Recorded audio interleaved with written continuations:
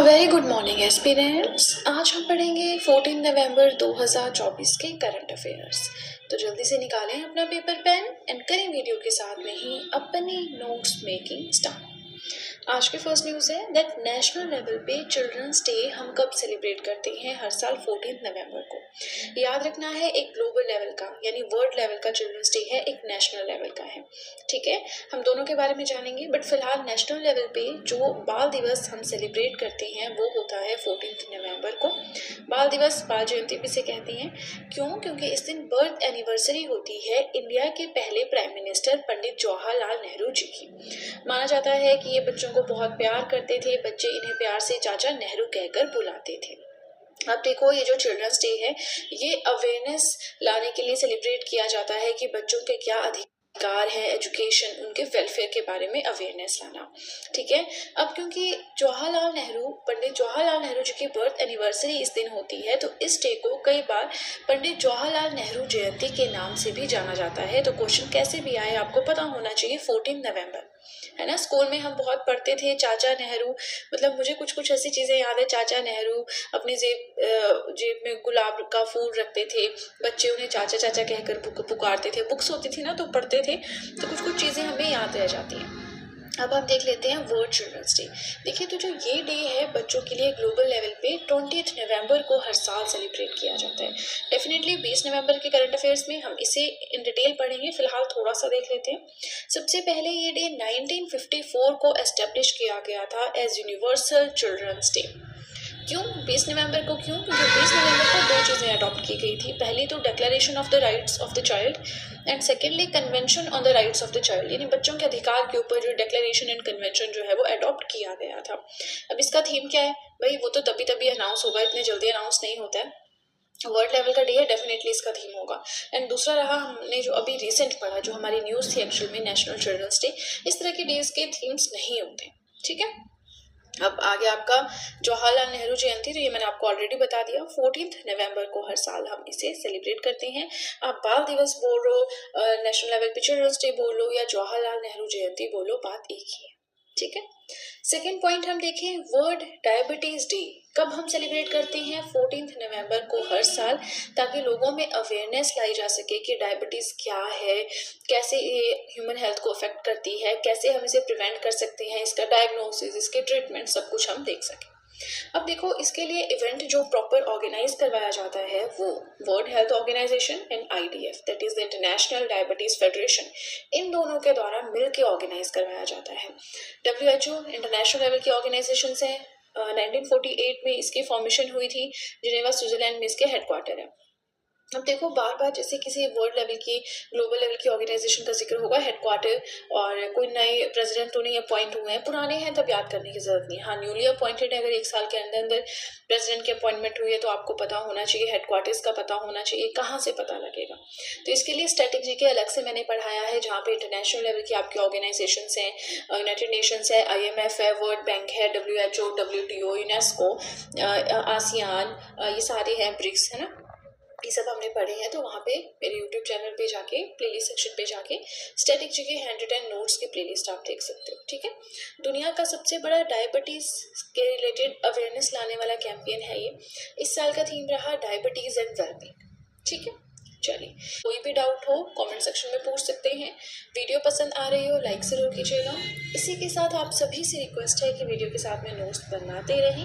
ये नोट्स आपके लिए काफ़ी ज़्यादा बेनिफिशियल प्रूव होंगे, है ना। नोट्स मेकिंग नहीं रुकनी चाहिए, डेफिनेटली आप और कुछ छोड़ लो, करंट अफेयर्स तो छूटने नहीं चाहिए, क्योंकि होता है कि करंट अफेयर बेसिस पे अब स्टैटिक से क्वेश्चन आते हैं। ठीक है, अब जैसे यहाँ पे आपका WHO इंपॉर्टेंट हो गया।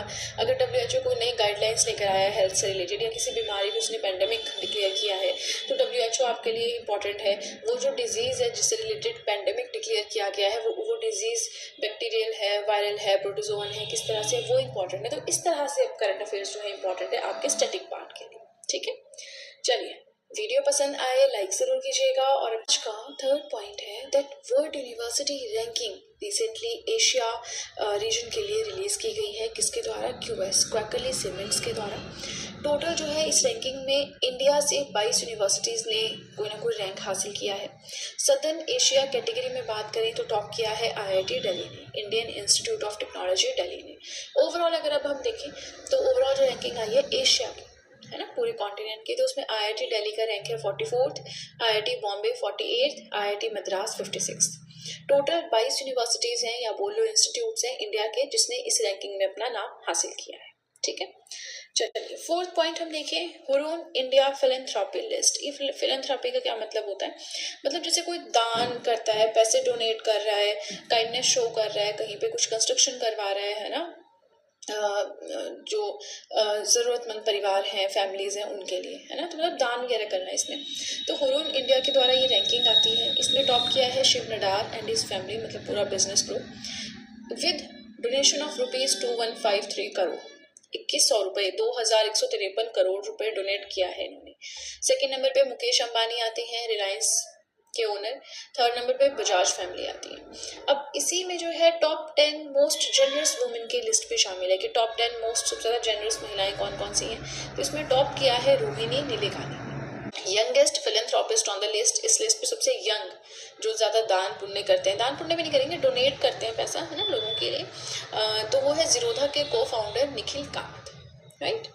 फिफ्थ पॉइंट अपना देखें, दुनिया का पहला ऐसा प्लांट जो कार्बन डाइऑक्साइड को मेथनॉल में कन्वर्ट करेगा, रिसेंटली इनॉग्रेट किया गया है एनटीपीसी के विंध्याचल फैमिली में। एनटीपीसी क्या है? National thermal power corporation. ठीक है, तो याद रखना है कि एनटीपीसी के द्वारा इनॉग्रेट किया गया है। इसी के साथ ये जो इस प्लांट का इनॉग्रेशन है ये कॉन्साइड करता है with the companies 50th raising day celebration, यानी इस company national thermal power corporation को बने हुए टोटल 50 साल हो चुके हैं। उसी ओकेजन पे दुनिया का पहला CO2 to methanol conversion plant भी एनटीपीसी ने लॉन्च किया है। इसी इवेंट में एनटीपीसी ने लेह में हाइड्रोजन फ्यूल से चलने वाली बसेस को भी लॉन्च किया। 50 साल कंप्लीट हुए ना, तो ये अलग अलग चीजें ये कर रही हैं, एग्जाम में आ सकता है। ठीक है, चलिए इसी के साथ सेकंड पेज होता है कंप्लीट। कोई भी डाउट हो कमेंट सेक्शन में पूछ सकते हैं। वीडियो पसंद आ रही हो लाइक जरूर कीजिएगा। प्लस आप सभी से रिक्वेस्ट है कि वीडियो के साथ में नोट्स जरूर बनाएं, है ना।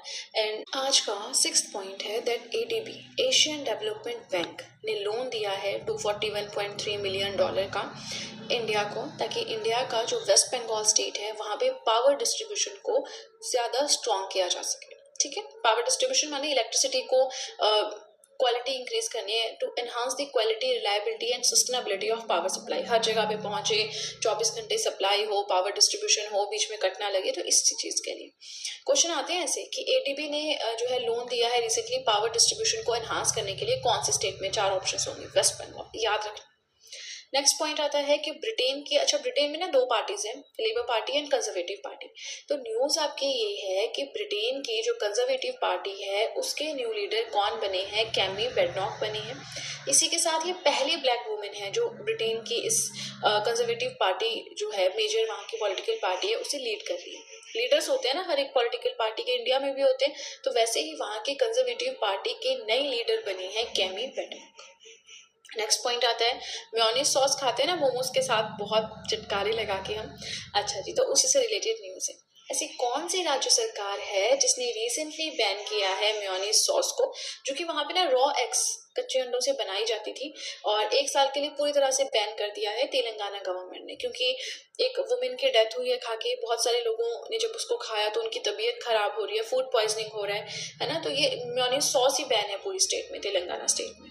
ठीक है, 9th पॉइंट देखें, इंडिया यामाहा मोटर 2 व्हीकल्स बनाने वाला है ना, ये कंपनी है इंडिया यामाहा मोटर, मतलब इंडिया वाली जो ब्रांच है यामाहा मोटर की, उसके चेयरमैन कौन बने हैं? इतारू उतानी बने। ठीक है, चलिए जी 10th पॉइंट देखें, तो यूएसए ने रिसेंटली बैन किया है 19 इंडियन कंपनीज को। अब वो इंडियन कंपनीज वहाँ पे यूएसए के साथ अपना बिजनेस ऑपरेट नहीं कर सकती। क्यों? क्योंकि ऐसा है। अब जैसे अब आपको पता ही है इंडिया रशिया के रिलेशंस काफी ज्यादा अच्छे हैं, रशिया यूक्रेन वॉर का भी सबको पता है। तो ये कहा जा रहा है, ऐसे आरोप लगाए जा रहे हैं कि इंडिया सपोर्ट कर रहा है रशिया को, जो रशिया ने वॉर शुरू की है अगेंस्ट यूक्रेन उसमें। तो अब क्योंकि हम उन्हें सपोर्ट कर रहे हैं इसलिए हमारी कंपनीज को यूएसए ने बैन कर दिया है। न्यूज आपकी इस तरह से। एंड ना सिर्फ India, China, Switzerland, Thailand and Turkey, ये भी कुछ ऐसे कंट्रीज हैं जहाँ की कंपनीज, बहुत सारी कंपनीज को यूएसए ने बैन किया है। ऐसा कहा जा रहा है कि हम जो ये कंट्रीज हैं स्पेशली ये advance technology and equipments Russia को प्रोवाइड करवा रहे हैं जो कि उसकी वॉर मशीनरी में हेल्प करेगा। ठीक है, चलिए 11th पॉइंट हम देखें, विनबेक्स 2024 है ना। विनबेक्स 2024 क्या है? बायलिटरल यानी दो कंट्रीज के बीच में होने वाली मिलिट्री एक्सरसाइज है जिसका 5th एडिशन रिसेंटली हुआ है। नाम से ही पता लग रहा है वियतनाम एंड इंडिया इन दो कंट्रीज के बीच में होती है। ऑर्गेनाइज की गई अंबाला एंड चंडी मंदिर हरियाणा में। स्टार्ट हुई थी 2018 में। सबसे पहले एक्सरसाइज इंडिया के मध्य प्रदेश स्टेट के जबलपुर में हुई थी। इस साल भी इंडिया में हुई है, मतलब एक साल इंडिया में एक साल वियतनाम में, इस तरह से ही होती है। वियतनाम की कैपिटल क्या है भाई? हनोई। लैंडलॉक्ड कंट्री है या फिर कोस्टल बाउंड्री है इसकी, है ना। कौन कौन से नेशंस के साथ बाउंड्री शेयर करती है रटना नहीं, जस्ट मैप पे एक बार देखो।